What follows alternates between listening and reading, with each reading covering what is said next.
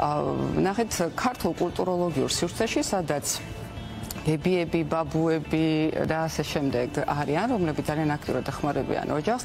ძალიან ხშირად მშობლები უბრალოდ უარს ამბობენ ხოლმე ბავშვის ბაღში მიყვანაზე და ფიქრობენ, რომ სახლის გარემო აბსოლუტურად საკმარისია იმისათვის, რომ ბავშვი ადეკვატურად განვითარდეს.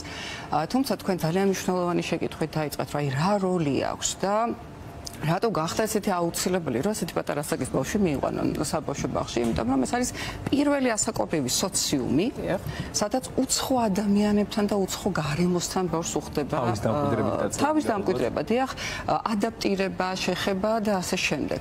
აქედან გამომდინარე, ეს არის ერთ-ერთი ყველაზე მნიშვნელოვანი ეტაპი, რომელსაც გადის ბავშვი თავის ცხოვრებაში. და აუცილებლად გასავლელი ეტაპი. დიახ, აუცილებლად გასავლელი ეტაპი, იმიტომ რომ აქ ძალიან ბევრი სფეროს განვითარება ხდება. ის რაც ყველაზე მეტად გონიათ რომ მნიშვნელოვანია, ანუ ფერებს სწავლობს თუ არა, ასობგერებს სწავლობს თუ არა, დაიწყებს ეს 1000 ხარისხოვანია, იმიტომ რომ ამისთვის სკოლა არსებობს და აკადემიურად სკოლა ამზადებს რეალურად ბავშვს, მაგრამ ის მნიშვნელოვანი კომპონენტები, როგორც არის სოციალურ-ემოციური სფერო, ვთქვათ, ხო? მოდით შევეხოთ, ეს არის ნივთების გაყოფა, მაგალითად რიგის დაცვა, ინიციატივის თავის თავზე აღება, კომპრომისზე წასვლა, ეს ყველაფერი არის, ვთქვათ, სოციალური სფერო, ვთქვათ, ემოციური სფეროსთან დაკავშირებით, აი მაგალითად, ბავშვები პირველად სწავლობენ საკუთარი ემოციების მართვას, იმიტომ რომ სახლში მათ როგორც კი რაიმე სურვილი გაუჩნდებათ, იქვეა ჩასაფრებული ბებია, ბაბუა, დედა, მამა და ისინი აბსოლუტურად უკმაყოფილებენ ყველა კაპრიზს, რომელიც შეიძლება ამ ბავშვს ჰქონდეს. მაშინ როდესაც საბავშვო ბაღში მან უნდა არეგულიროს საკუთარი ემოციები.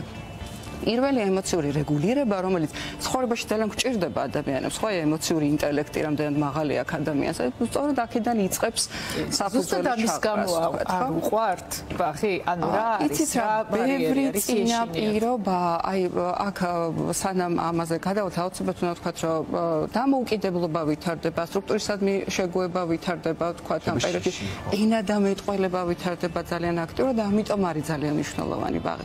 რაც შეეხება რატომ უჭირთ ეს ადაპტირება? ხა წარმოიდგინეთ, რომ როდესაც პირველად მიდიხართ ახალ სამსახურში, სადაც არიცით რა გარემოა, კარგი შედარებაა, სადაც არიცით ადამიანების დამოკიდებულება როგორია თქვენს მიმართ, მან არიცის აღმზრდელი ვინ არის, რატომ უნდა დარჩეს უცხო ადამიანთან, ბავშვები, რომლებთანაც თავის დამკვიდრება ჭირდება, იმიტომ რომ სათამაშო წაართვეს, ყვირიან, ტირიან, საკუთარი მოთხოვნილებები აქვთ, იქ ყველაფერი მისი იყო და აქ სულ ამბობ ხოლმე, რომ აი ერთ-ერთი როდესაც ხდები ერთადერთობიდან, ვთქვათ, ამას აქვს ძალიან დიდი სტრესული ელფერი, ვთქვათ, ხო? დასრულ ასაკშიც ალბათ, ხო? რა თქმა უნდა, დასრულ ასაკშიც, ვთქვათ, ხო? პატარები ხო ზუსტად აქედან იწყებენ, ვთქვათ, განვითარებას.